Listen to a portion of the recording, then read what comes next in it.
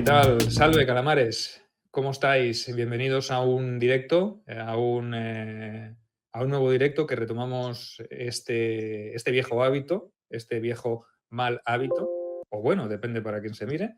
Y volvemos a hacer de vez en cuando algún directo. Ya os dijimos que la periodicidad de los programas iría uno al mes, pero que os iríamos sorprendiendo. Y últimamente os hemos sorprendido bastante.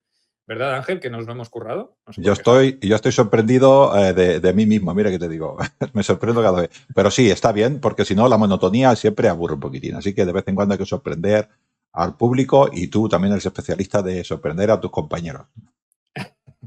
Bueno, iba a decir que para eso me pagan, pero no, porque no me pagan un duro, o sea que no puede ser. Pero bueno, como calamares dictadores, pues tenemos ese privilegio, ¿no? Estoy harto de estipendio yo. No sé qué hacer con tanto dinero imaginario. Bueno, pues para acompañarnos en el directo de hoy, que como veis en el título es bastante interesante, vamos a hablar de una civilización coetánea a Roma, o por lo menos a Roma arcaica, que duró mucho más de lo que la gente piensa y que fueron, bueno, fuente de inspiración para muchas culturas. Se inspiraron en otras culturas también ellos, ¿verdad, Ángel? Que esto me parece Tanto. estupendo, ¿verdad? A mí me contaron que Escipión fue a una taberna de Tarquinia a beber algo, o sea que duraron mucho los etruscos. Correcto, correcto. O sea que imagínate. Y para hablar de ello, pues nos acompañará ya este Magister Equitum que tenemos ya medio fichado, que lo tenemos aquí engañado. ¿Tú le enviaste los sacos de denarios que dijimos? Los sacos sí, los denarios no. Ahí está, míralo, ya los puedo estar esperando. Cualquier día se nos va, ¿eh? Y se nos revela. Y esto en vez de una dictadura, duodictadura, se convierte en una tiranía por parte de un... Solo digo, Manuel, que si busca otra fuente de ingresos para acabar tu villa. Que sean didracmas, entonces. Dejemos los denarios, yo me quedo con los didracmas, son anteriores. No te marques un tarquinio, ¿eh? Esta es buena también, no te marques un tarquinio. Bueno, pues bienvenido como siempre a tu casa, Manuel, porque hoy vas a hablarnos, hoy vamos a ser simplemente tus acompañantes en este paseo por Etruria. Tú eres el que vas a llevar un poco el guión, nos vas a explicar un poco el tema de los etruscos y nosotros nos iremos añadiendo de vez en cuando y llevaremos más el apartado técnico, ¿no, Ángel? Yo, si no me pierdo, sí. No, vendremos y opinaremos porque no conocíamos tanta profundidad como Manuel, que ha tenido que investigar porque es un tío serio para hacer su libro, ¿no? Pero también conocemos estos orígenes de Roma y coinciden, pues prácticamente, pues 5 siglos o 6 incluso, ambos pueblos. Sí, en efecto. La verdad que daría para un vídeo todavía más largo del que seguramente haremos, ¿no? Porque, claro, hablar de los etruscos, para el que no conoce la historia, sería prácticamente como si dijéramos, vamos a hacer un vídeo de 1 hora hablando sobre Roma, ¿no? Probablemente no nos daría tiempo a profundizar mucho. De todas maneras, tampoco es que yo sea un experto en la materia, para eso están los etruscólogos, pero sí es cierto que es una cultura que me gusta mucho, que en parte también tuvo que ver con la elección a la hora de escribir la novela de esa época, porque me parecía, que, como ya lo hemos hablado anteriormente, me parece una cultura muy interesante y que creo, sinceramente, que tiene un parentesco total con Roma, es decir, casi de madre e hijo, ¿no? O padre e hijo. Es cierto que Roma siempre conservó su identidad latina, incluso cuando estuvo gobernada por reyes etruscos, pero no es menos cierto que la mayoría de la identidad inicial de Roma yo creo que es consecuencia directa de los etruscos, ¿no? Luego también tendría su influencia griega, como todos sabemos, pero sobre todo es que, de hecho, la influencia griega inicial a Roma llega a través de los etruscos, ¿no? Sin ir más lejos, pues, como hemos dicho, tienen hasta 3 reyes etruscos, si no contamos a Lars Porsena, que también llegó prácticamente a tomar Roma, cuando intentó volver a poner en el trono a Tarquinio el Soberbio, ¿no? Tras que lo echaran y demás, ¿no? O sea, que Tarquinio lo expulsaron y él creía que iba a recuperar Roma, pero lo que hacía las Pórsena es decir, yo te la recupero a ti, cuando estés allí ya te he hecho. Pero bueno, eso es el año 500, a partir del año 509, ¿no? Pero la historia de los etruscos es muy anterior, ¿verdad? Porque ya encontramos presencia... Sí, bueno, esto se divide en varias, como sabéis los historiadores, se divide en varias etapas. Vamos a ser muy, como decía, no muy finos, sino un poco a grosso modo porque es difícil, pero estamos hablando de una cultura cuyo origen se data entre los siglos XI y 9. Vamos a poner el 10 para quedarnos en la mitad, ¿no? El siglo X antes de Cristo. Es decir, que bastante antes, como imagináis, de que se fundara siquiera Roma, ¿no? Como decía, se divide en varios periodos. Normalmente se acepta que hay una cultura proto-villanoviana, luego está la cultura villanoviana. Y es curioso porque describe un poco la historia de Etruria, es la historia de la Edad de Hierro en Italia. Es decir, el inicio de los etruscos y su final marcan prácticamente, y lo usan algunos historiadores, para definir lo que es el periodo de la Edad de Hierro en Italia. Para que veáis la importancia que podría llegar a tener esto, ¿no? ¿Podríamos hacerse, Manuel, un símil, dijéramos, con el mundo íbero? Que también aquí en Iberia también nos marca exactamente esto y desaparece más o menos igual. O sea, sí, y por razones similares también, ¿no? Hay siempre una pregunta, ¿no? Bueno, hay varias, y yo creo que es un poco la magia, ¿no? de la historia de los etruscos, que son las preguntas que subyacen y que muchas de ellas no han sido todavía respondidas, ¿no? Por ejemplo, su origen, que como sabéis ha sido el fruto de varias, digamos, polémicas entre historiadores, porque ha habido varias teorías, ¿no? Normalmente se aceptan las tres que más peso han tenido, son la teoría oriental, que como sabéis, por lo que viene, que estuvo de moda durante buena parte de tiempo. Vamos, el siglo pasado prácticamente era la teoría principal, que lo que viene a decir es que los etruscos procedían de Lidia, de los lidios. Entonces, esto lo dice el historiador griego, ¿no? Este tan griego. Sí, hay varios historiadores que, de hecho, de ahí viene la teoría, de que un poco decían que venían, que esa era su procedencia, pero ya sabemos que muchas de las escrituras antiguas hay que saber tomarlas también con cierto recelo, ¿no? De hecho, yo creo que ese es uno de los hándicaps que tiene la historia de los etruscos, porque ha desaparecido mucho y porque yo creo que en la época en la que los principales escritores a este respecto, que pudieron ser los romanos, no estaba de moda, porque todavía estaba muy reciente, considerarse procedente o con cierto germen etrusco, sino que sabéis que a ellos les gustaba más y estaba mucho más de moda el considerarse más helenos, ¿no? Vincularse más a la historia de Grecia. Por lo tanto, ahí yo creo que está un poco la clave de que se haya desaparecido mucha parte de la historia. Entonces, como decía, iba diciendo, esa era una de las teorías. Hay una teoría también nórdica, que no sé si conocíais, que viene a decir algo así como que los etruscos pues, eran prácticamente celtas que llegaron porque sabéis que los celtas tuvieron una entrada de los Alpes, la historia de Belloveso y todo esto que vosotros conoceréis seguramente bien, y que previo a eso ya habían entrado y que fueron los celtas o una fusión, si quiere, entre esa cultura, entre algunos celtas que cruzaron y los propios autóctonos, lo que creó la civilización etrusca en el periodo villanoviano, ¿no? Y luego, por último, está la teoría que personalmente me parece, creo que hoy día es la que más peso suele tener y yo creo que por varios aspectos que podemos ahora hablar, si queréis, un poquito de ellos, es la que más sustancia tiene, que es que probablemente la civilización etrusca era autóctona. La teoría de que realmente eran otro pueblo que estaba presente en Italia, en todo lo que es la zona de Bolonia, ¿no? La Campania y todo esto, y que debido probablemente a varias causas, una de las cuales puede ser que se puede decir que tenían todo el tema de los metales y tal por aquella zona era bastante, tenían bastante, ¿no? De todo tipo de minerales y fueron capaces además de crear rutas de comercio, todas las vías que luego Roma construiría sobre ellas y mejoraría, eran vías previas que ya habían hecho los etruscos, ¿no? Eso lo vamos a repetir mucho en esta conversación. O sea, ¿quieres decir, Manuel, que vendría a ser un pueblo comerciante, quizá no tan potente como los griegos o como los fenicios, pero que era comerciante, que sabía que tenía que hacer vías para comerciar? Correcto, pero fíjate, te voy a decir que no tan potente, yo lo pondría en entredicho. Fíjate que los griegos, sin ir más lejos, a los etruscos los llaman Tirrenoi. Que le da nombre al propio mar que tienen enfrente, que es el mar Tirreno. O sea, que el mar Tirreno es el mar de los etruscos. Claro, durante los etruscos, me he quedado además en el periodo villanoviano, que abarca pues, desde el 750 aproximadamente, no recuerdo la fecha exacta, la puedo mirar, hasta el 500 algo, y entonces empieza lo que se llama el periodo orientalizante, ¿no?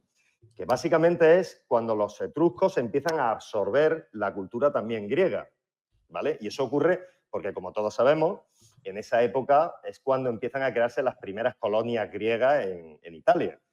Creo que la primera era Cumas, la parte campana, y luego ya en la parte más al sur y demás fundaron Síbaris, Crotona, los espartanos fundaron Tarento, ¿no? Es decir, hay una serie, Siracusa se funda después, hay una serie de ciudades y todo eso bulle de cultura helena.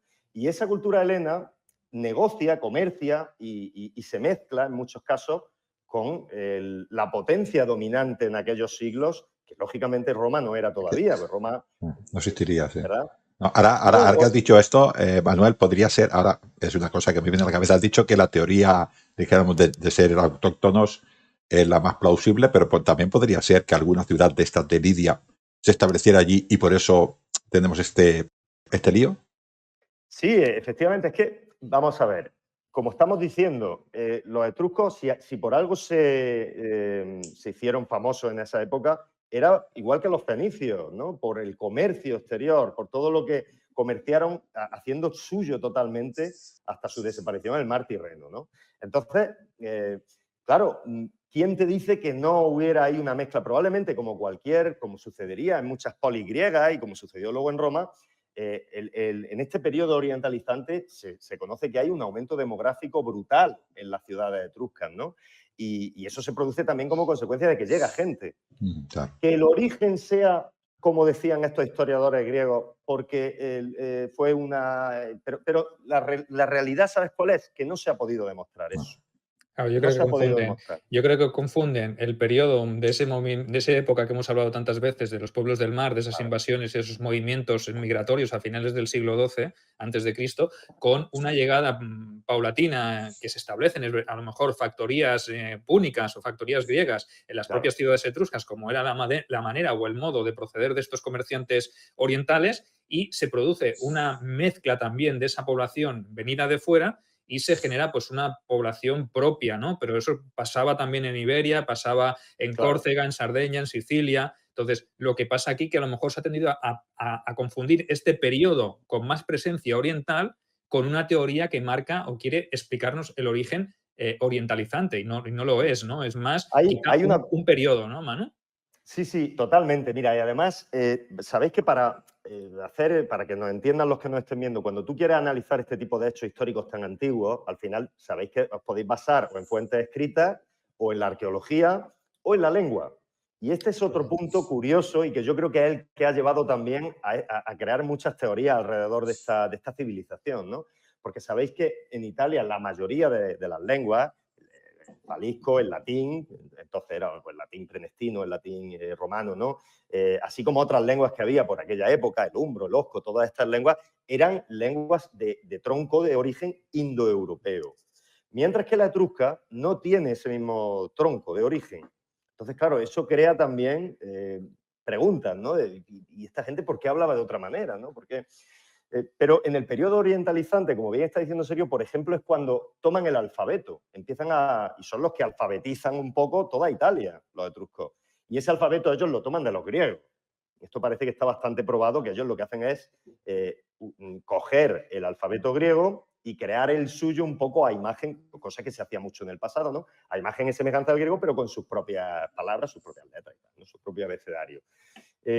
Pero sí, todo esto lo que hace es generar más preguntas, porque al final dice, bueno, pero si tenían esta lengua, pues entonces ¿por qué? Y los otros no tenían esta lengua, ¿y por qué los otros tenían este origen? Cuando probablemente pasa igual con Roma, ¿no? O con los latinos en general. Los latinos parece que hay unanimidad en que eran la gente que vivían pues, en el Latium. Y ya está, ¿no?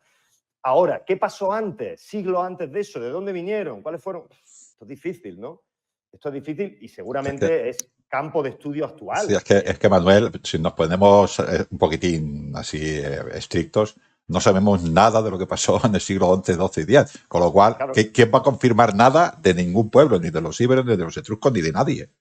Es muy difícil. Es decir, como decía, lo puedes confirmar si tienes restos arqueológicos, si tienes fuentes que son fuentes de épocas posteriores y que sabes que probablemente lo que te están contando no es una fuente histórica totalmente fiable, ¿no? Y también por el tema de las raíces del lenguaje. Yo recuerdo que hace no mucho leí un artículo que hasta buscaba semejanzas entre el etrusco y el vasco, para que os hagáis una idea, ¿no? Entonces, claro, todo esto, pues sí, efectivamente, estamos hablando de un periodo de la historia en el que es muy difícil sacar conclusiones. Además, supongo Yo que lo que os digo es... para más Inri no se ha descifrado tampoco el truco. O sea, ¿no? Aunque encontremos algún texto, tampoco sabemos qué pone. A ver, han avanzado. Yo pensaba, creo recordar que cuando yo estudiaba, que algo estudiábamos de los etruscos, poquito, pero algo, ¿no? Nos contaban en el colegio, nos decían que era un idioma que no se había descifrado, que era indescifrable y demás. Yo creo que en eso se ha avanzado muchísimo y se ha descifrado mucho, ¿eh?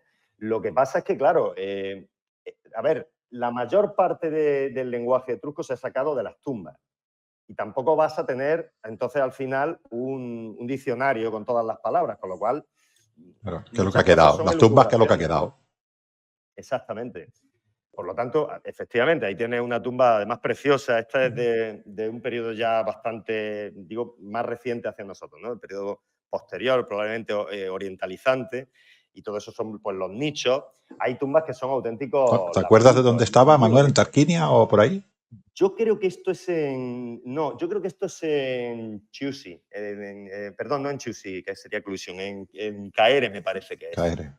Ahí, os pasaremos algunas fotografías que hizo Manuel, que hizo Manuel en su viaje que hizo a la zona de Etruria para documentarse, para escribir sus novelas. O sea que todo este material que vamos a ir compartiendo en pantalla con vosotros precisamente es material de primera mano, fruto de la investigación in situ de Manu, o sea que por eso nos puede detallar con precisión todo lo que viene a continuación. Y las tumbas aportan muchísima información, ¿no? Lo que pasa que, como decimos, no nos aportan una información fidedigna de lo que ocurría en el siglo VIII o de dónde podían proceder. Lo que sí que es verdad que sí que sirven para darnos cierta información, sobre todo en el tema este orientalizante. A mí me es curioso porque tumbas como esta, o con ajuares, o con pinturas, o con estatuas, o con figuras, todo lo que pueda aparecer en una tumba, puede ser de copia o nos puede dar información sobre las relaciones intercomerciales que podían tener estos pueblos con, por ejemplo, griegos, egipcios,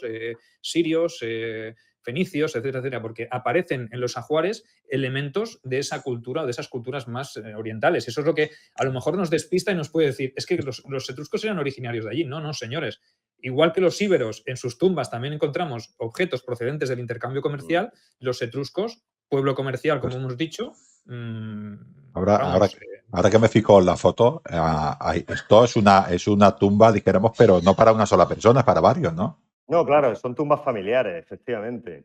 Son tumbas familiares, que es otro tema interesante también si lo comparamos un poquito con Roma, ¿no? Porque al final la familia romana, tal cual la conocéis vosotros, la conocemos todos, es una copia directa de lo que era la familia etrusca, de la gens etrusca, ¿no? Es exactamente igual. Con la diferencia, que sí es interesante, de que, y esto también es un tema interesante como comparativa, ¿no? Con Roma, incluso con Grecia, ¿no? Con las poligriegas, que es el papel que tenía la mujer, que es bastante diferente en muchos casos, ¿no? De hecho, las miraban desde, como sabéis, algunos historiadores de la época con auténtico recelo y casi las comparaban con prostitutas porque tenían muchísima más libertad, iban a los banquetes y esto lo sabemos por las tumbas, por eso lo traigo también, ¿no? Iban a los banquetes con los maridos, a las fiestas, intervenían en asuntos de gobierno, en asuntos religiosos, y todo eso, claro, en Grecia, por ejemplo, en Atenas, pues imaginaos lo que podría causar. Serían bárbaros. Claro, cuando Teopompo habla de los etruscos, pues habla de libertinos, de disipados, etcétera, ¿no? Pero se nota también esto, de hecho han llegado a algún historiador a afirmar que cabe la posibilidad de que algunas ciudades etruscas fueran un matriarcado. Esto no se ha probado, no, por lo que yo he podido leer, no parece que fuera el caso, pero desde luego lo que sí está claro es que tenía un papel mucho más importante o importante, si queréis, a nivel público, ¿vale? De lo que podía tener en Roma la mujer. Tanto es así que en Etruria utilizaban en el nombre de una persona tanto el patronímico como el matronímico. De hecho, busqué para lo tengo por aquí, lo voy a decir por la curiosidad, ¿no? Para que veáis, por ejemplo, ellos pues utilizaban lo mismo, el nomen, el praenomen, el nombre principal, y el cognomen, que sería el apodo, ¿no? Pero añadían también la procedencia, es decir, por ejemplo, y me disculpáis por mi etrusco, que es un poco de la montaña. Nadie Confiamos te en lo ti. podrá discutir porque no está traducido. No, o sea que no está- sí, habrá quien me lo pueda discutir, claro, habrá. Pero, de hecho, joder, esto es un tema muy particular, con lo cual el que me vea puede ser que sea alguien que sepa y me lo pueda discutir. Pero bueno, yo lo voy a intentar leeroslo para que veáis, ¿no? En el caso de este señor que se llamaba Lars Arntal Plecus Clam Ramstag Apatrual, que vendría a significar Lars, hijo de Arunte Pleco y de Ramza Apatronia. Y esto se podía reducir también para quedar simplemente como el nombre de él, seguido de los nombres o de los apellidos del padre y de la madre. Manuel, yo te puedo decir que eres la persona que mejor he visto hablar etrusco en mi vida. Sí, a mí me ha sorprendido el dominio que tiene del etrusco de nivel avanzado. Yo creo que También es la soy yo primera vez que escucho a alguien hablar también el etrusco. Yo también, sí, la verdad. No es por echarme flores, pero es que tampoco, es verdad, yo soy la persona que he oído hablar etrusco por ahora mejor. Me gustaría, ahora lo digo en serio, me encantaría porque cuando hice el trailer book del primer libro, lo que hicimos fue el padre de un amigo que fue un tipo que estudió latín en Italia, estudió la carrera en latín. Y él fue el que grabó el audio en latín, ¿no? Hablando como si fuera medulino. Y yo quería haber hecho para la segunda novela lo mismo, pero hablando en etrusco. Lo que pasa es que no encontré a nadie. No, bueno, pero estando tú que tienes podría este haberlo hecho yo. dominio. Lo malo era hacer el texto en etrusco. Mis Cuando conocimientos de etrusco no llegan a tanto. en tu perfil de LinkedIn ahora podrás poner traductor de etrusco e intérprete de etrusco. Bueno, y si al quieres, menos intérprete. dominio a nivel avanzado de etrusco. Totalmente. Yo creo que si lo hubiera oído Claudio, cae de envidia. Sí, correcto. Está bien, estoy ahí entre Claudio y tú, ¿eh? Bueno, pues para que veáis, ¿no? Retomando el tema tras la broma, que al final ellos utilizaban el nombre y las mujeres tenían su propio nombre y lo conservaban después del matrimonio. Y no era, sabéis que en Roma normalmente a la hija solían ponerle el nombre de la familia, ¿no? El nombre familiar, el nombre del nomen. Y sin embargo aquí no sucede esto. Las mujeres tienen también... Bueno, han llegado a descubrir hasta escudos de batalla en tumbas femeninas, en tumbas de mujeres. Eso es lo que me llamó la atención, porque cuando nos pasaste el guión, que hablabas precisamente, ponías en interrogante mujeres y guerra, decía yo, ostras, a ver que me explique o que nos explique luego Manu el porqué de esto, ¿no? También yo entiendo que muchas veces la mujer en la antigua Grecia, exclusivamente en Esparta, por ejemplo, la mujer tenía eso, ¿no? Que cuando el hombre se iba a la guerra, una sociedad estrictamente guerrera, la mujer era la que gestionaba la tierra, la que gestionaba las propiedades. Entonces, en Etruria podría entender que hubiese algo similar, ¿no? Que la mujer, cuando el hombre iba a la guerra, ella se quedaba gestionando las tierras, se encargaba del patrimonio, de las propiedades, de los esclavos, etcétera, etcétera. Pero y de defender su casa. Sí, correcto, defender su casa, pero en casa, ¿no? No ir fuera a combatir. Pero eso de mujeres con escudo y todo esto, explícamelo un poquito más porque me interesa. A ver, no parece que las mujeres fueran a batallar efectivamente en las guerras que librara cualquiera de las ciudades. No hemos hablado todavía un poco de la organización política que tenía Etruria. Quizá a lo mejor para el que no esté escuchando puede sonarle a que aquello era como fue Roma, ¿no? Un estado que controlaba todo cuando no es el caso, ¿vale? Pero ahora entramos en eso si queréis. Respecto a tu pregunta, lo que parece es que, bueno, hay varias posibilidades. Puede ser que fuera la mujer de un guerrero o de un líder de alguna de estas ciudades y por lo tanto pues se le pusieran también ciertos atributos en la tumba relacionados con su marido. Pero no es menos cierto que incluso algunas de sus divinidades son representadas como mujeres guerreras. Entonces, no es descartable, yo creo que sobre todo iría por donde tú dices.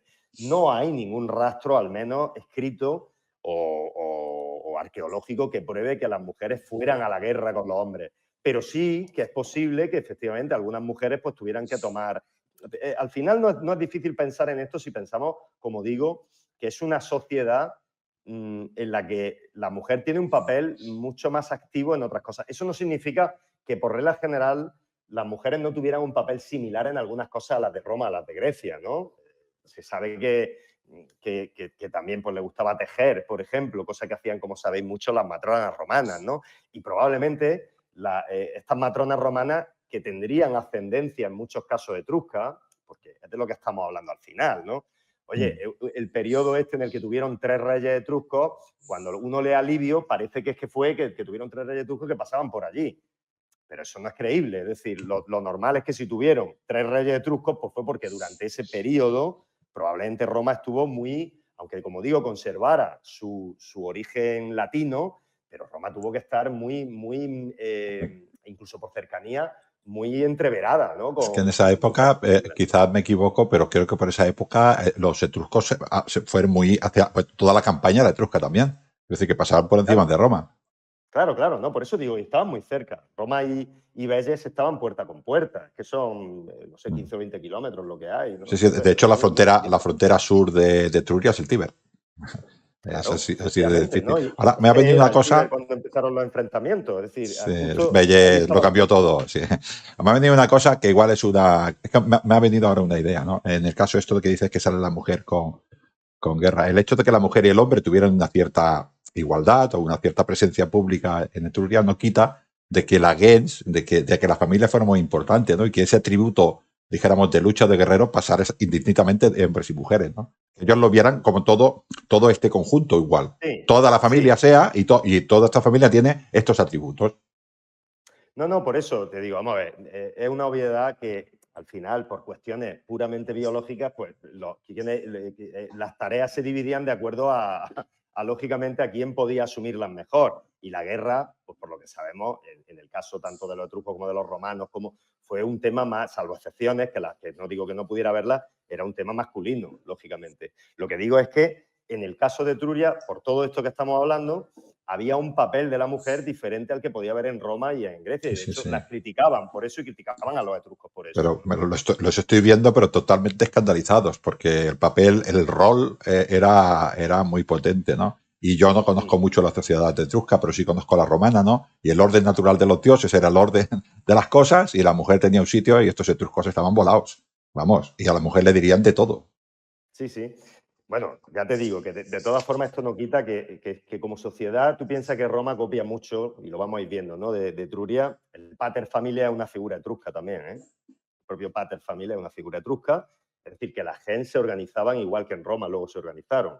Había un pater familia, que era el líder de esa rama familiar, de esa familia, y que todos los demás pues estaban supeditados un poco a él. Pero que, como digo, resulta interesante el papel que podía tener en este caso la mujer en Etruria, en diferencia a otras sociedades de la época, ¿no? ¿Y qué elementos más copiaron los romanos? Porque creo que hay más, ¿verdad? Incluso de esos lucumones, ¿no? Que eran los dirigentes, esa especie de reyes, ¿no? De señores que dominaban las ciudades, porque pensemos la organización política, entrando un poco en la organización política de las ciudades etruscas, se movían en confederaciones, en dodecápolis, por ejemplo, siempre el número 12 siempre ha sido muy importante para la cultura etrusca, era como un símbolo sagrado, ¿no? Y se formaron esas dodecápolis, que quiere decir las 12 ciudades, ¿no? Como una liga, una confederación de 12 ciudades que no respondía tanto a una confederación política, sino más bien a una confederación más de tipo religioso, pero que en momentos determinados se podían unir para afrontar peligros comunes o amenazas externas, ¿no? Un poco como las polis griegas, ¿no? Las antiguas polis griegas. Y eso es quizá otro fenómeno heredado de esta cultura helena, ¿no? De esa convivencia y de ese comercio que derivan muchas más cosas, ¿no? Sí, no, es indiscutible que cuando, aunque ya tuvieran a lo mejor, como hemos dicho, ya tuvieran una serie de cuestiones en común y religiosas en común esas ciudades, es en el periodo orientalizante cuando Etruria se convierte un poco en lo que podemos entender como Etruria, como identidad, porque es cuando realmente dan un salto cualitativo con respecto al resto de pueblos de Italia, ¿no? Y efectivamente, la organización es parecida a la que pudieran tener en Grecia, con lo cual eso nos da que pensar, ¿no? Que probablemente los metemos a todos en el mismo saco y qué tenía que ver un espartano con un ateniense, más allá de las cuestiones religiosas y demás, ¿no? Pero luego, organizativamente, podrían ser muy distintas y eso es una pena, pero no sabemos exactamente, salvo en algunos detalles, no sabemos qué diferencias podría haber entre Tarquinia, Caere, Volsini, Béziers o Clusium, ¿no? No lo sabemos. Lo que sí está claro es que fue un grupo de ciudades que nunca llegaron a formar, como decimos, un Estado, pero sí que llegaron a unirse en esa confederación que realmente no era, inicialmente puede ser que fuera de 12, luego ese número se quedó por carácter seguramente religioso, pero eran muchas más, podemos estar hablando hasta de, no sé, 25 o 30 ciudades, ¿no? A lo mejor, aunque se llame la Liga de las 12 ciudades, ¿no? Las 12 las más importantes, ¿no? Luego, claro, obviamente, habría ciudades en la periferia y una de ellas seguramente sería la propia Roma, ¿no? Que formaría parte de alguna gran ciudad que formaba parte de esa confederación, pero es ya posible. una ciudad satélite, ¿no? Sí, es posible. No sabemos exactamente, aunque hay algún historiador griego que también mete Roma, menciona, no me acuerdo quién es, pero recuerdo haber leído algún historiador griego que menciona Roma como polis etrusca, como polis tirrena, ¿no? Probablemente porque está hablando de la época en la que Roma estaba gobernada por etruscos. O sea, que es probable, ¿no? Pues que Pero más prueba más eficiente y más clara que la propia Roma tenga un gobernante etrusco, yo creo que evidencia más clara no la hay, ¿no? Entonces, y a partir de ahí... Y además, Sergio, fíjate una cosa, estamos hablando de unos gobernantes que yo creo que fueron cruciales para que Roma, lo mismo que he dicho con los etruscos respecto del periodo orientalizante, lo puedo decir de Roma con los etruscos. Roma, cuando realmente yo creo que se convierte en Roma y tiene una identidad ya como ciudad, no como un grupo de poblados en diferentes colinas, ¿no? Yo creo que es en ese periodo, es con los reyes etruscos, son los que hacen el muro Servio Tulio, hace el muro serviano, ¿no? Hacen la cloaca máxima, establecen los idus, los traen todo, el calendario, el alfabeto. Es que estamos hablando de pasar de Ahora ser me imagino, Manu, si me permites, la escena esa de la vida de Brian. ¿Qué han hecho los romanos por nosotros? Pues los romanos diciendo, ¿qué han hecho los etruscos por nosotros? No, pero, ¿Qué nos han dado? A ver, la cloaca máxima, el calendario, los idus... el foro también. Me ha venido una idea, porque yo voy, cuando escucho me van viniendo ideas. Yo ahora me veo a un romano, más o menos en este siglo VI, que no eran, o VII, que eran estos pobladores que vivían ahí por encima de esas colinas que después poco a poco pues fueron formando Roma, ¿no? Yo me lo imagino que veían arriba un pueblo potente, comerciante, ¿no? Que iba hacia el mar. Me encuentro abajo otro pueblo como era Grecia, ¿no? La Magna Grecia, que le llaman ellos, ¿no? Y yo creo que ellos, lo digo porque a veces las cosas tienen que ver, ¿no? Y ellos dijeron, no podemos ir al mar, no podemos ir al sur, nos dedicamos a la tierra. Y luego esto nos forja carácter. Sí, de hecho los etruscos, tienes toda la razón, los etruscos yo creo que al principio veían a los romanos, de hecho me recuerdo... A los latinos, a los del Lacio. Rumac, que es como los llamaban los etruscos, los veían como campesinos. O sea, para ellos los romanos inicialmente eran campesinos y yo creo que también los subestimaron. Probablemente ese fue Hombre, igual en esa época no. En esta época que te estoy hablando al principio, ¿no? Ellos miraban con cierto desdén a los romanos, como miraban a otras, pero es normal, es que podían haber sido Roma como podía haber sido otra de los muchos pueblos que habitaban, que son multitud de pueblos diferentes que habitaban Italia, ¿no? Pero es verdad que la gran potencia entonces eran los etruscos, en el sur quizá la Magna Grecia también, porque venían de lo que venían, ¿no? Pero la potencia realmente en Italia eran los etruscos hasta que Roma tomó ese relevo, ¿no? Y entonces se abre una vía de comunicación que pasa por el Tíber y pasa por Roma y se crean una dodecápolis en la Campania incluso. O sea que los etruscos se expanden hacia el sur.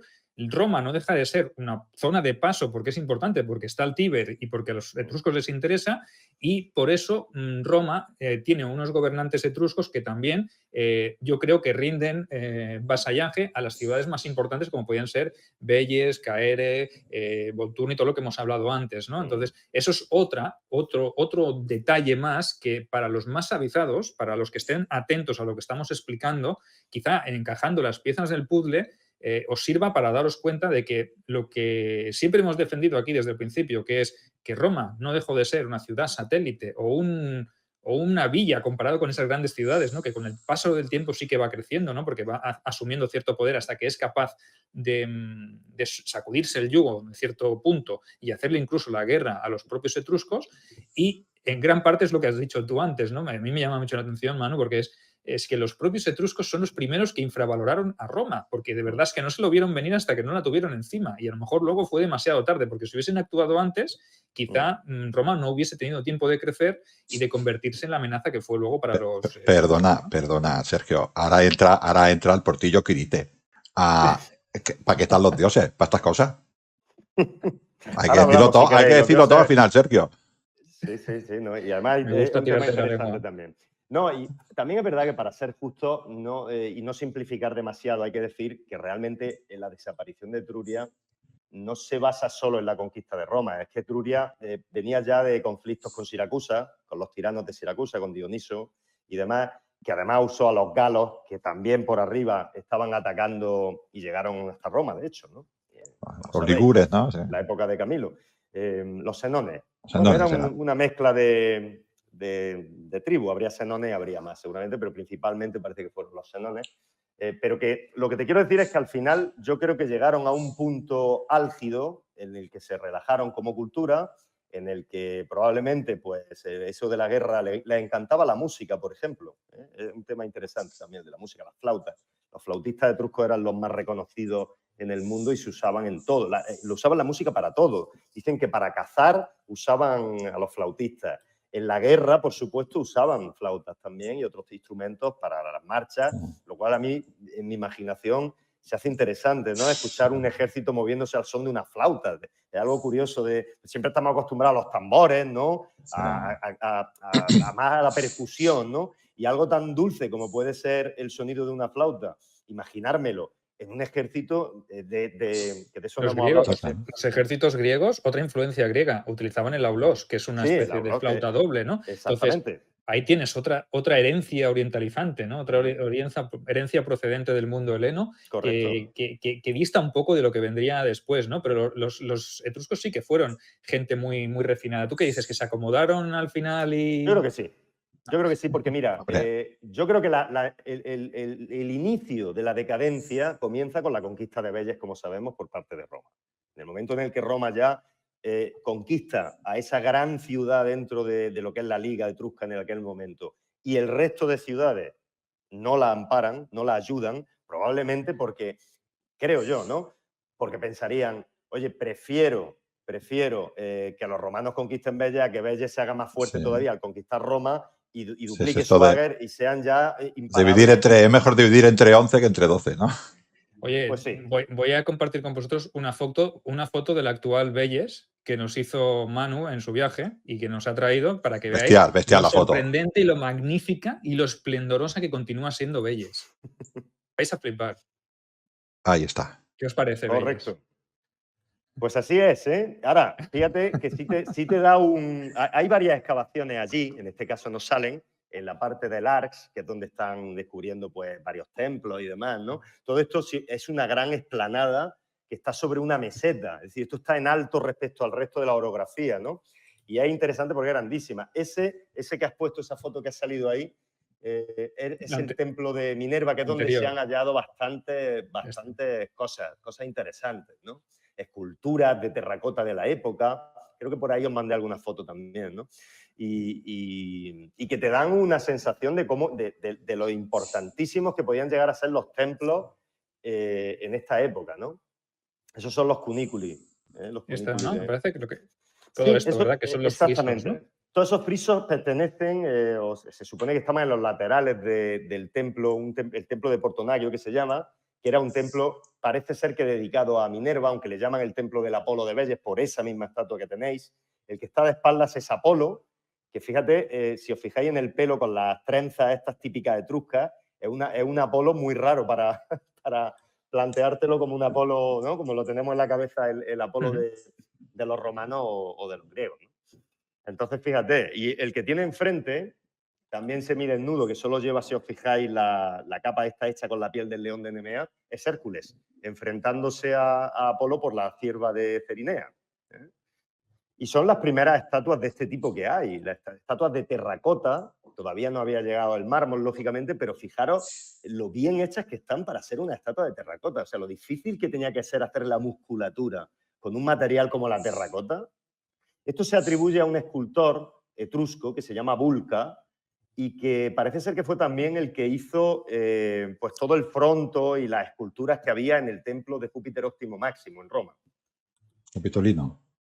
Sí, O exacto. sea, ¿qué han hecho los etruscos por nosotros? Pues mira tú por dónde. Fíjate, No, pero es fíjate. lo que decía Manuel, subió a lo máximo, ¿no? Lo has comentado así un poco por encima. Intentó, estas rutas marítimas las intentaban también controlar las ciudades de la Magna Grecia. En esta época, por ejemplo, Siracusa, que estaba aquí en Sicilia, y creo que hubo batallas entre varias ciudades y al final probablemente Etruria. La batalla de Alalia contra los foceos, ¿no? Que fue una confederación de púnicos y etruscos, una flota enorme que luchó contra los griegos focenses en la batalla de Alalia, creo que es en el 535 antes de Cristo aproximadamente, y ya allí ya estaban luchando por las rutas comerciales en el Tirreno, ¿se imaginan? Es que era la principal ruta comercial. Estamos hablando de estas luchas del siglo V, siglo VI, y en lo que perdemos el mar a favor de fenicios, bueno, cartagineses, fenicios, llámalos como quieras, y los griegos, y claro, nos va bajando la economía. Y luego, 100 años después, más o menos, con Camilo, ¿no? Pues perdemos ya Belles. Es que lo que dices tú, ya es una civilización en decadencia. Ángel, y el hecho de que se pierda el mar después de Alalia, en las batallas contra Siracusa, os hago esta pregunta, ¿no? ¿No puede ser el detonante de que se intente abrir esa ruta terrestre hacia la Campania? Porque hemos perdido la ruta marítima, porque ahora los griegos y los púnicos son los que controlan ese mar, y ahora yo me veo forzado a pasar por Roma y a fundar esas ciudades en Campania porque me interesa por lo menos mantener ese comercio terrestre, ¿no? Entonces, que tenemos que ver que todo se remonta o todo acaba desembocando en el control comercial, ¿no? Porque las guerras, ¿por qué se hacen, básicamente, ¿no? Pues por eso, básicamente. Yo pienso, es mi opinión personal. Coincide en el tiempo, sí. Sí, es probable. Bastante posible. Es natural que reforzaran las rutas terrestres cuando perdieron, y por eso además luego los griegos hablan mucho de, que la historia griega sí se ha conservado más, ¿no?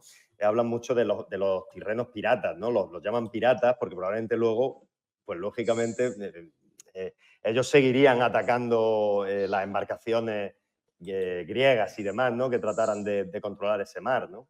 Claro. Además, has hablado también, ahora que me acuerdo, has hablado de los enonetes, los galos que atacaron a Roma, pasaron por Etruria también, quiero decir que, porque no se puede pasar por otro sitio que por ahí. Sí, de hecho hay varias teorías a ese respecto. Hay una que dice que estaban ya en esa época estaban a órdenes de Siracusa. Hay una teoría que dice... Porque los galos. Sí es verdad es que, sí, es que lo que sí es verdad es que los galos lucharon con posterioridad a todos estos hechos, lucharon junto con Siracusa como mercenarios. Entonces hay teorías que dicen que pudo ser por eso, pero hay de todo, ¿no? Hay incluso teorías que yo creo que es bastante aceptada de que probablemente tuvo que ver que alguna ciudad etrusca con invitarlo a invadir a otros. Este fue un poco el problema al final, que tenían... O sea, que la Confederación Etrusca era aquello, un día estoy contigo y otro día contra ti, ¿no? Parecen griegos. Llegaron a esa confederación, la liga... Es verdad que en el Fandom Voltumnae, que creo que era en Bolsini, llegaron a organizar una vez al año los juegos panetruscos y había una serie de reuniones de carácter religioso, pero también estratégico de qué es lo que tenían que hacer. Elegían entre todos los silat, que eran, o los lucumones, como has dicho tú, en esta época ya más silat, que es más parecido a cónsul o a gobernante, ¿no? Elegían a un silat melk rasnal, que básicamente... Qué bien habla el etrusco. Es que estoy alucinado, ¿eh? Sí, así me gané a mi novia. Me tienes que pasar esta técnica, tío. Le empecé a hablar en etrusco y dijo, nunca me habían hablado así. Y claro, pues Silat Merrasnal, que viene a significar gobernante de la Federación Melk Rasnal, que viene de Rasna, que es como los etruscos se autodefinían. Se llamaban Rasena, ¿no? Ellos o algo así. Sí, Rasna. Sí, perdón, es que yo no domino tanto el etrusco. No, ni mucho menos, Sergio. Pero oye, que cuando queráis, en vez de esto lo que hacemos es unas clases de etrusco rápidas. Sí, pero 10 minutos. Pero temprano, clases de etrusco temprano, porque luego conforme va avanzando esto seguro que se complica. Claro, hombre. Oye, entonces, si en un origen fueron especie de polis monárquicas, acaban siendo polis oligárquicas, ¿no? Y incluso la figura del cónsul que heredará luego Roma también será o vendrá de esto, ¿no? Porque antes te preguntaba, porque nos vamos con el santo al cielo, Sí, te preguntaba por esos elementos que a veces se heredan, ¿no? Porque el cónsul también tenía una figura de protectores que eran esos líctores, ¿no? Que también son correcto. de herencia, de tradición etrusca. ¿Qué más elementos encontramos que hereda Roma? Fíjate, esta le va a gustar a Ángel. El águila, por ejemplo. El águila, el cetro con el águila, era un elemento típico de los reyes etruscos, que luego heredarían también Roma. Los lictores, como has dicho, muy bien has dicho tú. Por Tumman, ¿no? Por la- su pseudo Júpiter, ¿no? Sí, probablemente, claro. La túnica palmata, ¿cómo se llama? El La túnica paludamentum, palmata, ¿no? ¿no? El paludamentum. Es decir, todos los elementos que tenemos en la cabeza luego en Roma, muchos de ellos, es raro que no pertenezcan a un pasado etrusco. Sí, Muchos de es ellos, lo que. a mí cuando iba investigando esto me iba sorprendiendo muchísimas cosas. Iba leyendo y dice, oye, pero esto, No, ¿qué te digo yo? Incluso la organización militar, que los etruscos en este periodo orientalizante copian mucho de los helenos, el uso de los hóplitas, que lo comentamos el otro día, ¿no? Y a alguien le llamaba la atención en los comentarios, decía, los romanos luchando como hoplitas. Pues sí, y es porque en esta época, antes de Camilo precisamente, que es quien crea los manípulos, los romanos luchaban como luchaban los etruscos y los etruscos luchaban como luchaban los griegos, que era Sí. con una caballería patricia, digamos, una caballería, pero con una importancia en el centro de una infantería de hóplitas. Estás describiendo el ejército romano mítico de las tres tribus, de los titíes, de los ramses y de los luqueres, que suena mucho antes se llamaban lucumones, luqueres, por parte etrusca, ¿no? Y parece bastante lógico, lo he hecho, yo he hecho antes de broma lo de los dioses, ¿no? Pero broma, ¿no? Parece bastante lógico que Roma tuviera su carácter latino, su carácter de arraigo en la tierra. Los etruscos, por motivo que fuera, se extendieron hacia el sur y con la influencia de estas dos culturas, pues naciera esta, ¿no? Y claro, ¿quién era la cultura guerrera dominante? Pues los etruscos, pues de esto vamos a copiar. Además, el ejército es el ejército, como has dicho tú, oligárquico. Nosotros decimos de gentes. Toda la cliente patrón, que es lo que estás hablando. Esto es lo que hacía en Roma. Ese es el primer ejército que en principio tenía Roma. Duró muchísimo este ejército en Roma, cliente patrón, hasta los manípulos. Y que lo toman de los etruscos. Sí. Las gentes. Bueno, la división por tribu. Se la hace un rey etrusco. Creo que fue Servio Tulio, si no recuerdo mal. Pero lo hace, es decir, es que te pones a mirar y hay tantísimas cosas de procedencia etrusca, claro, en los orígenes. Es verdad que luego en la caída ya final de Etruria sí se suele decir que fue por estos factores que hemos tenido en cuenta, con los galos, los griegos, Siracusa y demás, pero es verdad que se suele hablar de que en el 265, cuando cae ya conquistada por Roma Volsini, ya eso sería, digamos, el fin de la civilización griega como tal. Aunque también es cierto que seguirían durante mucho tiempo existiendo, cohabitando ya probablemente como ciudadanos romanos, pero con costumbres etruscas. Y de hecho, incluso creo recordar que con Aníbal, por ejemplo, cuando Aníbal invade Italia, hay rebeliones de algunas ciudades etruscas aprovechando que... Y las guerras samnitas que luchan los samnitas contra Roma, hay una confederación, una alianza de samnitas con etruscos todavía, que están luchando contra Roma. Y estamos hablando del siglo IV, ya bien entrado el siglo IV. Creo que en la primera y segunda. En la tercera guerra samnita ya no recuerdo. Y en la tercera, que es a finales del siglo IV, principios del tercero, incluso también creo que hay algún enfrentamiento entre romanos y etruscos. O sea, que los etruscos son aliados de los samnitas, pero hacen la guerra por su cuenta a Roma. O sea, que todavía hay una independencia de Roma o un intento de ser independientes, porque la conquista de Roma, los primeros siglos, es una conquista muy lenta en el sentido de que van avanzando por el Lacio, van entrando en el Samnio, bajan un poco hacia la Campania, pero no acaban de consolidar, ¿no? Y los etruscos fueron siempre, pues como los samnitas, ¿no? Gente muy, muy poco afín a ser controlada, ¿no? Entonces les costó muchísimo trabajo a los romanos. Entonces los etruscos estuvieron ahí siempre en pie de guerra contra Roma y a la mínima que podían. Imagínate, tanto lo hicieron con los samnitas como lo harían luego con Aníbal cuando vino, que dijeron, uy, pues mira, estos los romanos les tenemos un poco de tirria. Mira, si prefiero ser púnico que romano, ¿no? O sea que... Sí, ¿no? Aprovecharon una invasión y dice, oye, pues a lo mejor podemos volver a reclamar un poco todavía esa conciencia etrusca que tenían, ¿no? Y quizás eso tuvo que ver también con que Roma luego, como te digo, los historiadores romanos, cuando empiezan a escribir de historia de Roma, se alejan un poco de la corriente etrusca y se acercan más a la griega, ¿no? Todo esto tendría que haber seguramente, ¿no? Sí, pero esta segunda hellenización de Roma es más tardía. Es lo que has dicho tú, ¿no? La parte griega que le viene a Roma, la primera es la que han adaptado o adoptado, Sí. como quieras decir, los etruscos, que luego los romanos la ven también a su manera, ¿no? Y luego se extienden hacia el sur, pero esto es bastante ya más tarde. Luego vuelven esta segunda, dijéramos, de segunda parte, ¿no? O sea que, por lo que parece lógico que Roma fuera una ciudad hecha, una ciudad no, sino una serie de asentamientos que hubiera en estas montañas. Los etruscos bajan, ven que es un sitio importantísimo, estratégicamente muy importante, porque tiene el vado, tiene la isla Tiberina, tiene colinas que te puedes defender, fundan allí una ciudad a imagen de semejanza de Vélez, de Tarquinia, de Caese, o sea, una ciudad más etrusca, ¿no? Pero con este carácter latino, y al final, pues mira, consigue esa independencia con las mismas estructuras de oligarquía, de clases, del Senado, de gentes, y al final se hace independiente, ¿no? Pero al principio sería una ciudad, si no etrusca, a imagen de una etrusca. Totalmente. Sí. Sí, sí. Oye, ¿qué os parece si hablamos un poco de cómo se estructuraba la sociedad para ir rematando, en qué clases se dividía, y luego hablamos un poquito de religión, que yo sé que a Ángel le encanta y le gustará que Ya estás hablemos un picando, poquito ya de estás religión. picando.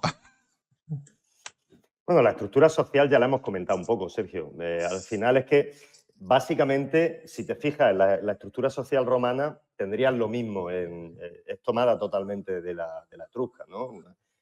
Había pues unas gentes mayores, el equivalente a los patricios, ¿no? Sí que hay algunas diferencias con Roma, aunque estamos hablando de periodos muy largos de tiempo y van cambiando las cosas como es normal, ¿no? Por ejemplo, por ponerte detalles, ¿no? Sí se sabe que los etruscos parece que sí utilizaban esclavos habitualmente en las guerras, cosa que no hacían los romanos, ¿no?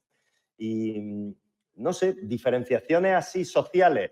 Es verdad que era una cultura muy religiosa también, muy basada en temas de... como cultura eran fatalistas. Ellos, que es una cosa que a mí me resultó curiosa, ¿no? A ellos se les, a diferencia de los romanos y los griegos, que no se sabe muy bien cómo empezarían las deidades, ¿no? Pero en el caso de los etruscos hay una revelación, como pudo haber en la religión cristiana, ¿no? En otras religiones, por parte, parece ser, de un profeta que era un niño, que descubrieron un niño, pero que luego hablaba y se comportaba y pensaba como un anciano, ¿no? Y este niño parece ser que es el primero que Un prodigio clarísimo. Yo que entiendo de religión, eso es un prodigio clarísimo. Sí. Ríete de los buitres de Rómulo y Remo, eso es una pantomima al lado de esto, ¿eh? Claro, entonces parece ser que ellos tenían la creencia de que había un dios inicial, un demiurgo principal que lideraba al resto del panteón de dioses, que en su origen no eran los dioses como lo hemos visto ahora en el templo de Portonagio, en las fotos que has puesto, sino que eran dioses más, no como en Roma, que son los dioses primigenios son más inmateriales, ¿no? O si queréis, más naturales, el fuego, Sí, el no río. tienen forma Sino que aquí, antropomórfica. Sí. sí, pero aquí eran más monstruos, eran una suerte de monstruos y demás, ¿no? Y parece ser que ellos pensaban que el mundo iba a durar, me parece que eran 10.000 años, de los cuales 5.000 habían sido en la creación de todo, del cielo, de la tierra, de todo, y luego había otros 5.000 años de los cuales a ellos les correspondían 10 siglos, 10 séculos, pero claro, 10 siglos etruscos, que no serían a 100 años como los nuestros, sino que por este fatalismo en el que ellos ya sabían que tenían ese tiempo y que entonces desaparecería Etruria. Y casi acertaron. Lo curioso es que acertaron. Prácticamente duraron esos 10 siglos etruscos, ¿no? ¿Cuánto eran? ¿Cuánto correspondía un Mira, siglo etrusco, más o menos? Esto me lleva a otra cosa que también es interesante, que es que con las personas, con los individuos, pasaba igual. Es decir, un hombre no debía vivir más de 70 años.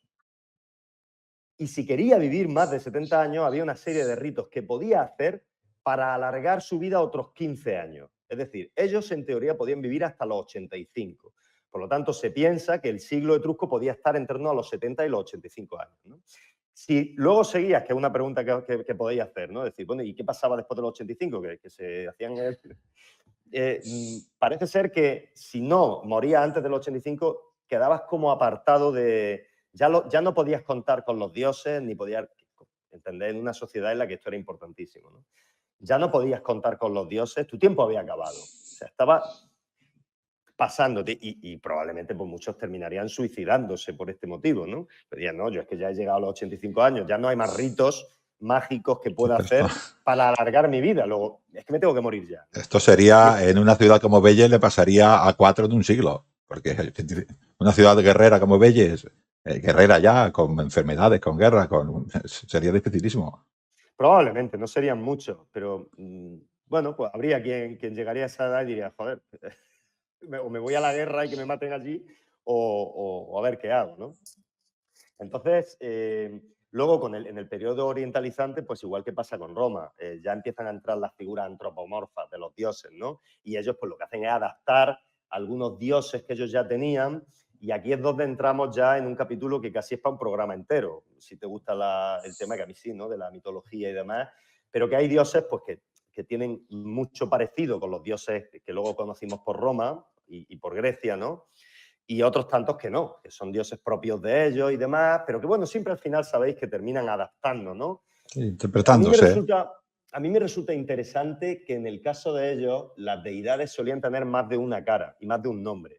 Y en muchos casos terminan separándose y terminan creando con el tiempo dos dioses diferentes, pero que en inicio son a lo mejor el mismo, ¿no? El caso, por ejemplo, en el panteón etrusco, digamos que tenemos un dios como Júpiter, que tiene las mismas capacidades un poco. De hecho, en el caso de ellos tiene exactamente, me parece que eran 3 rayos a su disposición, Sí, 3 o sí. 4 rayos, 3, que es Tinia. Bueno, en principio es Voltumna, de ahí lo del Fanum Voltumnae, ¿no? Pero, como digo, tiene varias facetas, y una es Tinia, otra es... Tienen una diosa Juno, que es Uni, que, por cierto, también se la representa guerrera, tiene un rayo, ella también puede usar el rayo, igual que Voltumna.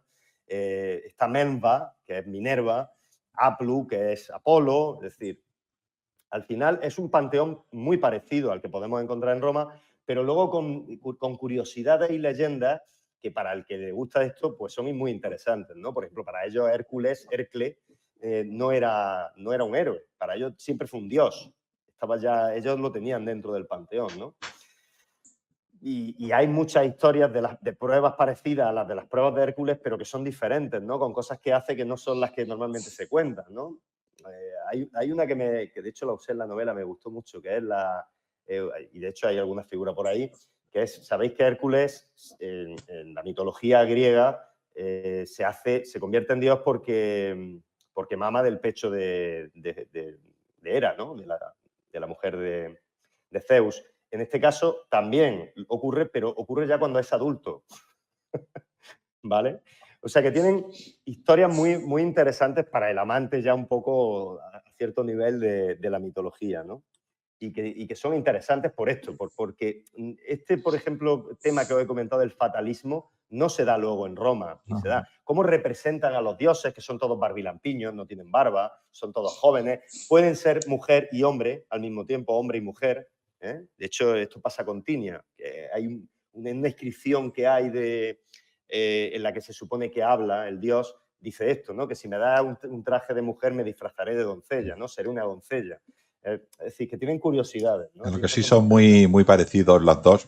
Roma es una adaptación de esta religión, es lo que has dicho, y los propios númidas propios de sus dioses indiguetes propios romanos, y siempre interpretaciones de estos.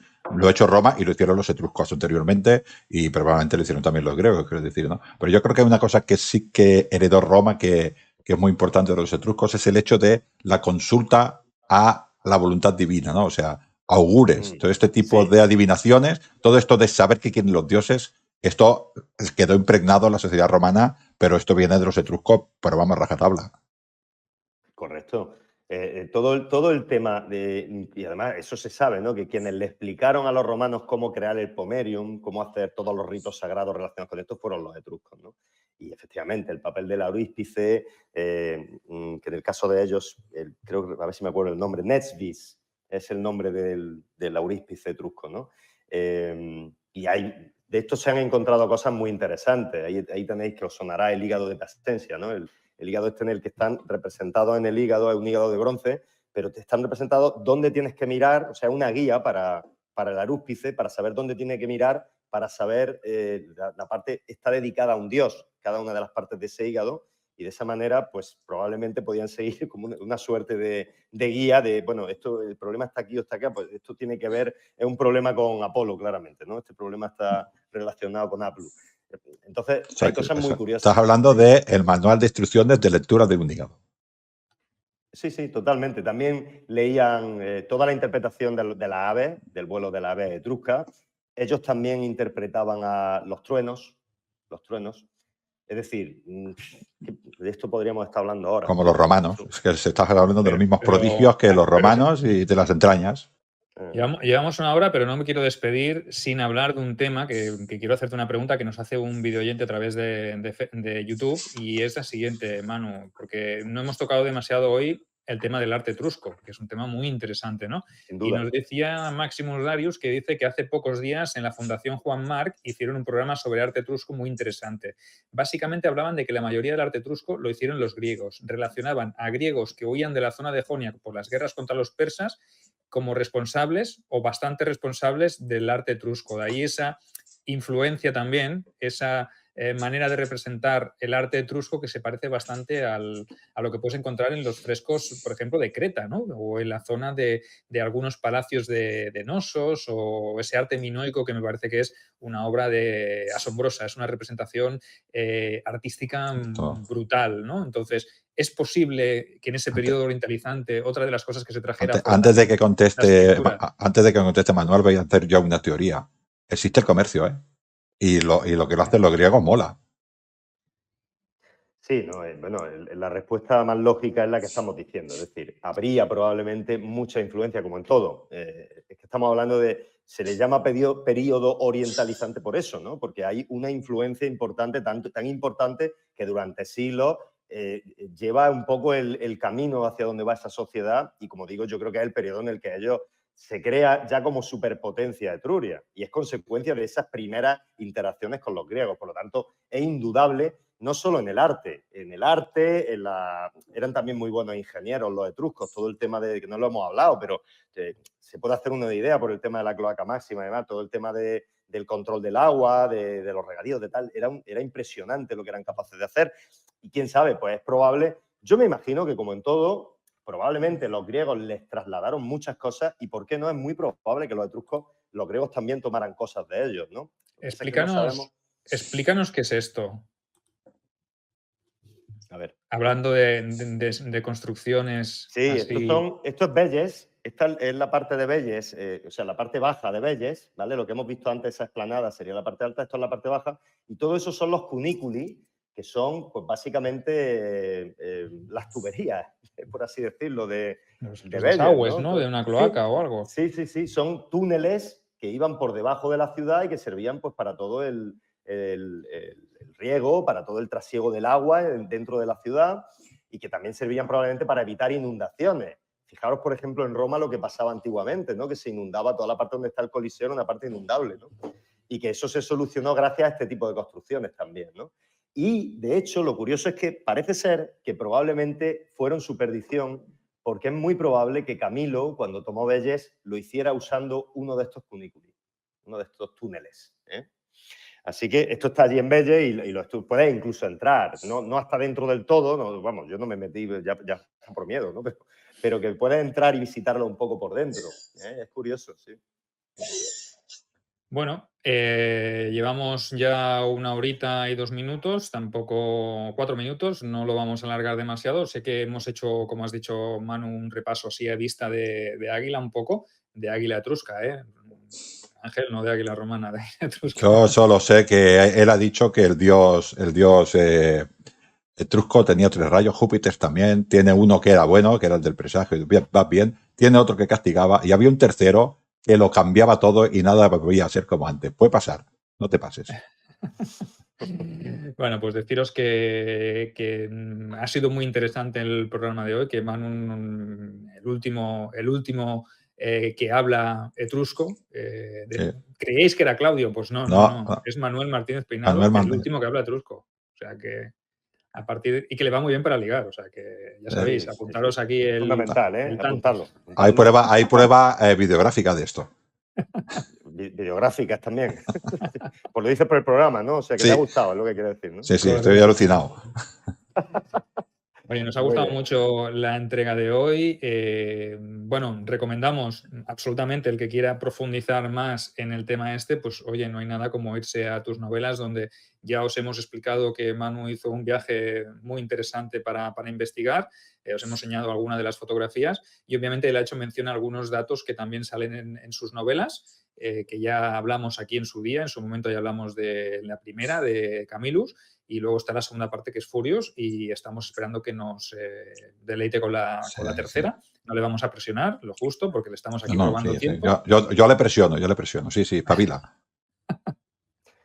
Espabilaré. ¿Qué voy a hacer? Sí, ¿qué te voy a decir, Ángel? A ti no te puedo decir otra cosa. Ya está. Estoy vendido ya, lo que tú digas. Pues vale.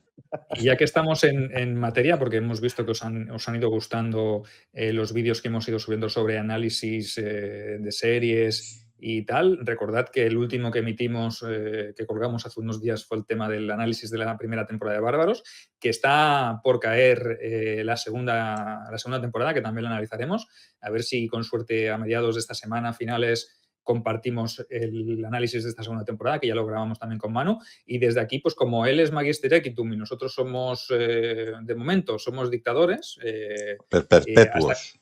Hasta llegar al triunvirato, él se lo tiene que ganar. Entonces, desde aquí le voy a hacer un reto en directo, de estos que nadie se espera, de estos que bueno, yo ya le dije, le mandé señales mediante los augures, ¿vale?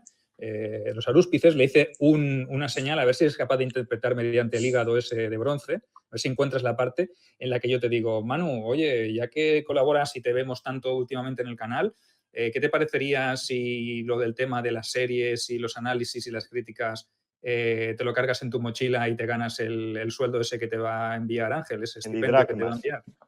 Sí, que espere, que espere eso. Yo vuelvo a repetir, búscate otra fuente de ingresos. Solo digo eso. Ya. Totalmente, no, yo encantado, ya lo sabes, encantado de ayudaros y si ves que efectivamente pues esto es interesante, a mí me encanta hablar de series y casi tanto como hablar de truco, hablar en el truco. El próximo análisis de la serie que lo podemos hacer. De hecho, Manuel, ya sabes que cuando hablamos de Roma no hablamos más de la hija de los etruscos, con lo cual sigues hablando de los etruscos. Totalmente. Bueno, yo te lanzo el reto, ¿eh? Si quieres, yo analizando las críticas y las respuestas por parte del público, está gustando bastante el tema del análisis de series que hemos hecho hasta ahora. Evidentemente, Los Anillos de Poder fue como el culmen, ¿no? Luego llegó La Casa del Dragón, que nos hizo ahí un poco... Imaginaos cómo lo vi, que yo me borré, imaginaos. Imagínate. Entonces luego vino Bárbaros para retomar un poco la línea más histórica, pero oye, quien dice Bárbaros dice, yo qué sé, me preguntaban y me ponían en comentarios, nos ponían en el canal en comentarios que por qué no analizábamos películas tipo, yo qué sé, la Legión del Águila o yo qué sé, Centurión, Espartaco. Antes que cualquiera de esas que has dicho, te digo yo Espartaco. Espartaco, pero la serie o la de No, la serie, bueno, no está mal, vamos. No está mal, no está mal, pero no me compares, macho, con la película de Kirk Douglas. Pues, por favor, eso es una obra. Pero que sean películas que estábamos vivos los tres. No, y además te voy a decir una cosa, estoy deseando ya hacer un análisis de algo que realmente, de una serie o una peli que me guste realmente. O sea, para que no parezca, porque si no, la verdad es que ninguna tampoco hemos dicho, esto es una maravilla. Claro. Yo la última película que me gustó fue El silencio de los corderos.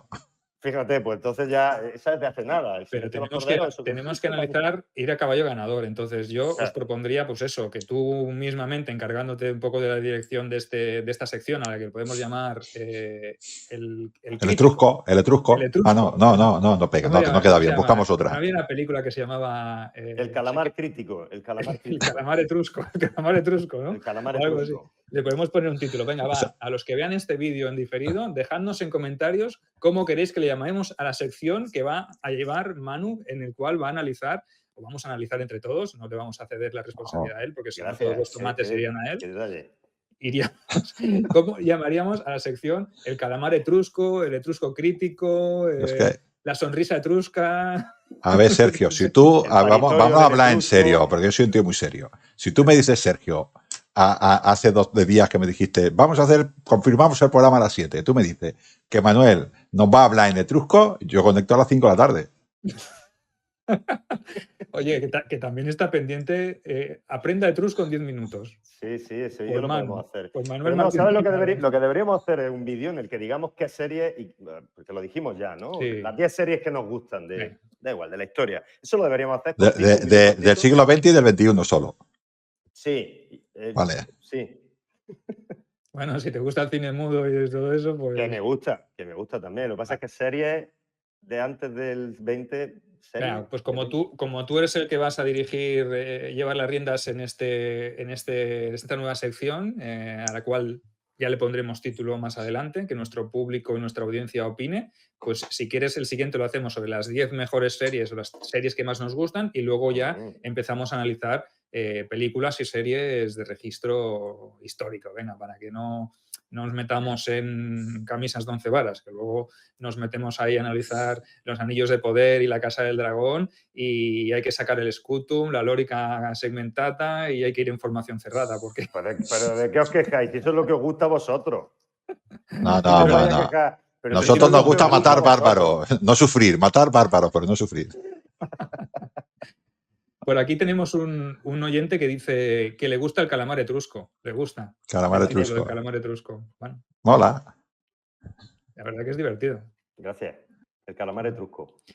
Bueno, mientras nos lo pensamos, te damos las gracias por haber venido hoy, por habernos hablado de los etruscos, que nos ha encantado. Hemos profundizado un poquito en el tema, hemos hablado de las teorías del origen de los etruscos, de la historia de los etruscos, de los periodos, de la influencia de Etruria en Roma y de todo un poquito, de la mujer en Etruria, de la religión, de los calamares en Etruria, de las guerras en el Tirreno contra los griegos y contra los púnicos, de que los galos de Senones fueron contratados por Siracusa, o sea que imaginaos, hemos tocado muchísimos temas, o sea que me ha parecido muy, muy interesante. Ya sabes, aquí como si estuvieras en tu casa, si no quieres aceptar el reto, que sepas que no hay ningún problema, que no te... Simplemente, pues...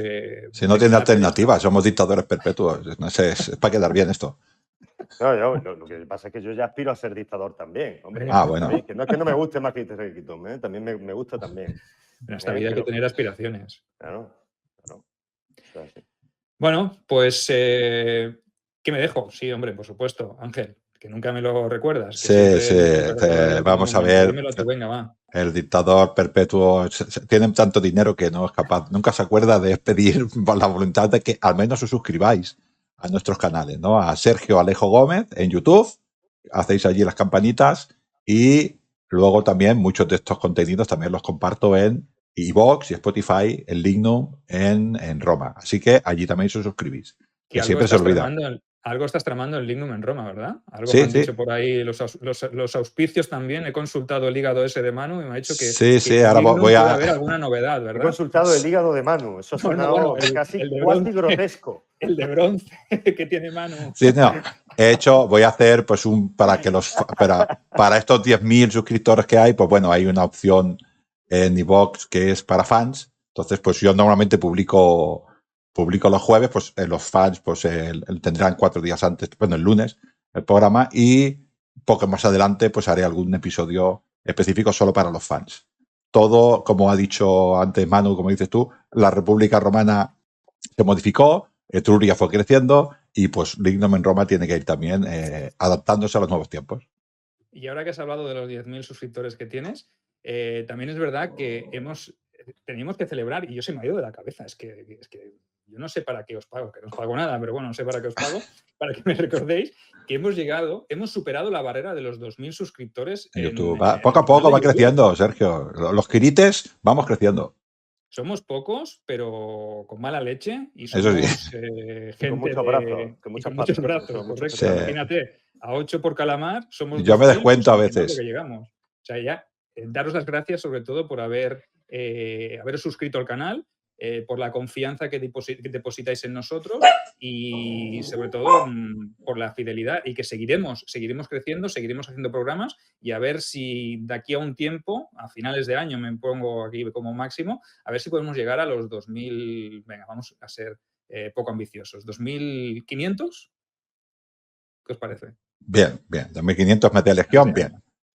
Sí, podemos hacer media legión. Y si superamos los 3.000, pues oye, sería maravilloso. Cuantos más calamares seamos, más legiones podremos reclutar y más territorios podremos conquistar. Yo solo sé, Sergio, ya nos vamos despidiendo, pero que oyendo hablar en etrusco a Manuel se nos van a apuntar a cientos. Y creamos la falange etrusca, o sea que ya nos falta. Oh, me vais a estar recordando, ¿para qué habré yo hablado algo en el etrusco? Esto va a darnos para, vamos, yo no sé cuántos vídeos me vaya a decir, el etrusco.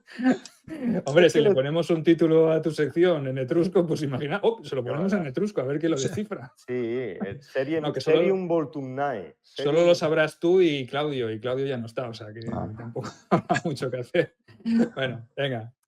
Pues nos vamos despidiendo ya, que si no, esto puede acabar denigrando y podemos acabar diciendo alguna barbaridad. Venga.